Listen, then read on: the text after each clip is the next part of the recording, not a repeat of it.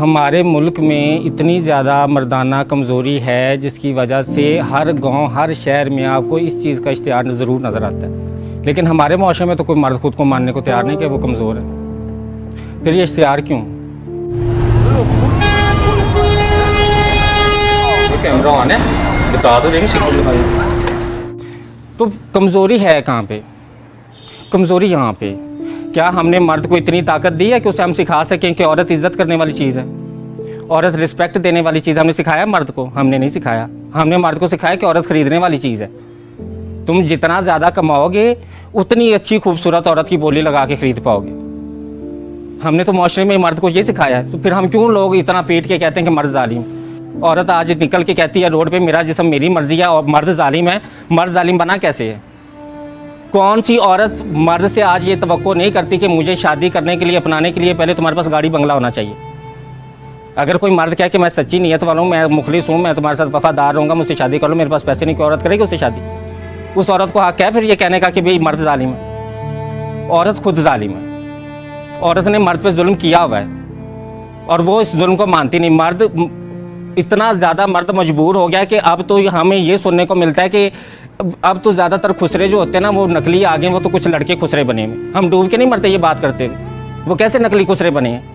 माशरे का इतना बड़ा तबका नकली खुसरे बन रहा है, उसे कौन रोकने वाला है? कोई नहीं। क्यों नहीं उसकी कोई जड़ ढूंढ रहा कि भैया कहाँ से बनना शुरू हो गए?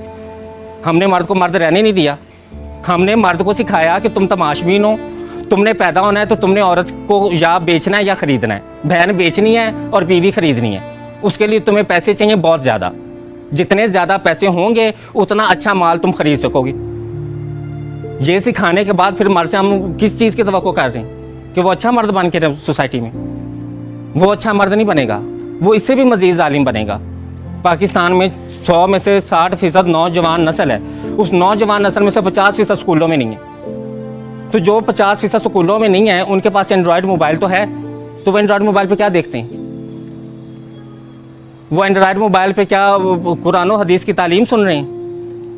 क्या वो मोबाइल पे मुल्क को कैसे तरक्की की राह पे गामजन करना है वो नौजवान नस्ल ये सीख रही है जो स्कूलों में नहीं है?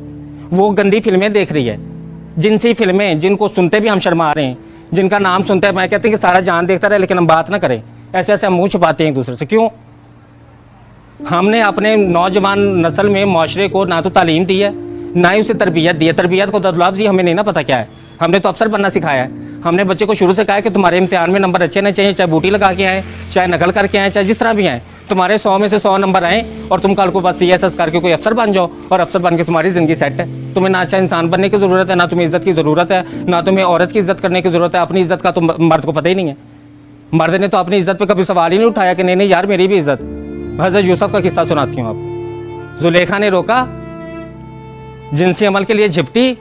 ताकतवर मर्द कौन था? उसने कहा कि नहीं मैं मुसलमान मर्द हूँ, औरत नंगी भी मेरे सामने आ जाए मेरा ईमान नहीं डोलता, मैं उस रब से डरने वाला हूँ। मर्द असल मर्द वो होता है जिसमें बर्दाश्त होती है। ताकतवर में बर्दाश्त है ना, कमज़ोर में बर्दाश्त नहीं होती। कमज़ोर कौन होता है? जिसमें बर्दाश्त नहीं है। ताकतवर कौन है? जिसमें बर्दाश्त है। तो ताकतवर मर्द तो वो होता है कि वो नंगी औरत को देखता तो वो मुसलमान माशरे में आंखें झुकाता, वो सर मुंह फेरता, वो कहता है कि नहीं नहीं यार मैं अगर ये औरत जन्नम के रास्ते चल भी पड़ी है तो मैं तो मुसलमान मर्द हूँ। मेरा काम तो औरत की इज्जत करना है, उसको इज्जत देना, उसका जिस्म ढांपना, उसका जिस्म नंगा करना नहीं है। ये सिखाना था हमने मर्द को। हमने नहीं सिखाया। हमने तो उसे बोली लगाना सिखाया।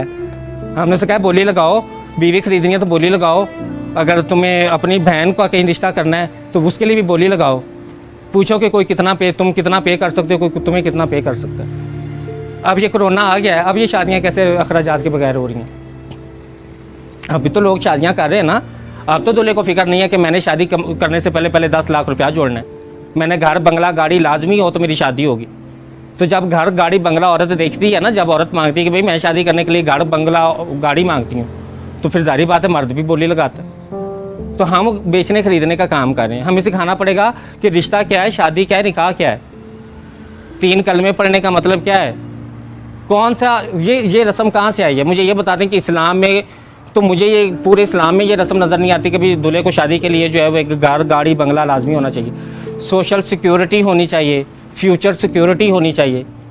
ये कॉन्सेप्ट कहाँ से हैं? कौन लेके आए सोसाइटी में ये कॉन्सेप्ट? जाहिर बात है, जब औरत मर्द से तवक्को करेगी इस चीज़ की, तो मर्द भी तो फिर बदले में मांगेगा ना। ये तो लेन का देन है, मार्केटिंग क्या है। आप बोली लगाएंगे, आप खरीदेंगे, तो फिर शराइत रखी जाएंगी। फिर जब आप दूल्हे को कहेंगे कि भाई तुम्हें शादी करने से पहले घर गाड़ी बंगला खरीदना है, तो फिर वो कहेगा भाई घर गाड़ी बंगला खरीदना है, तो फिर मुझे इस नक्शे की औरत भी चाहिए। औरत ने क्या किया, औरत फिर मेडिकल क्लिनिक्स किस लिए खुले कि वो उस नक्शे की औरत बनाने के लिए, कि इनको काटो, इनका पेट काटो, इनकी छातियाँ काटो, इनके चेहरे काटो, प्लास्टिक सर्जरी के नाम पे काट काट के इनको पेश करो मार्केट। इस ट्रेंड में आज हम जिंदगी गुजारें। आज उस पेट काटने का नाम हमने लेपोथेरेपी रखा हुआ है। हम चेहरा काटते हैं तो उसका नाम हमने जो है वो प्लास्टिक सर्जरी रखा हुआ है। हम छाती काटते हैं तो हमने उसका नाम सिलिकॉन सर्जरी रखा हुआ है। हमने तो नाम बदल के तो उनको बड़ा ग्लोरीफाई किया हुआ है ना। उनके नाम ऐसे ग्लोरीफाई करके रखे हुए कि कोई ये महसूस ना करे कि मैं जिंदा जान अपना पेट कटवाने लगा हूँ। ये किसी को महसूस ना हो, सबको ये महसूस हो कि मैं लेपोथेरेपी करा रहा हूँ, मैं पता नहीं हुसन का शहजादा बनने लगा हूँ। तो हमारे वक्त में तो फिर भी जो मर्द होता था ना, जब जवान होता था, तो मेरे नानी दादी जो थी वो देसी घी की खुराकें बनाती थी, वो मजूने बनाती थी कि नहीं बच्चा जवान हो गया, उसको ये खुराक खिलानी। आजकल बच्चे क्या कर रहे हैं, आजकल जो स्टीरॉयड का टीका है, जहर है, वो जिस्म में लगा रहे हैं। जवान बच्चा, ना उनकी ज़हनी हालत ठीक रही, ना उनकी जिनसी हालत ठीक रही। और बच्चे पैदा करने का मतलब ये कतई नहीं है कि आप जिनसी तौर पे मजबूत और ताकतवर हैं। बच्चे पैदा होते हैं अल्लाह के अमर से। अगर आप औरत को जिनसी तस्कीन दे रहे हैं तो फिर आप ताकतवर मर्द हैं जिसको मर्दाना कमजोरी नहीं है। और अगर आप औरत को जिनसी तस्कीन नहीं दे रहे और औरत बगावत पे उतर आई और वो रोड पे कहती कि मेरा जिस्म मेरी मर्जी, मुझे तुमसे तस्कीन नहीं मिलती, अब मेरा जिस्म है, मैं जिसम मर्जी तस्कीन लूँ, तो वो उस मर्दाना कमजोरी का इलाज जो है ना, वो खुराक से और ज़हनी सुकून से हो। जब तक मर्द के ज़हन में ज़हनी सुकून नहीं डाला जाएगा, जब तक उसके ऊपर से ये जिम्मेदारियाँ और बोझ नहीं हटाए जाएंगे, तब तक ये चीज़ें नहीं ठीक होंगी।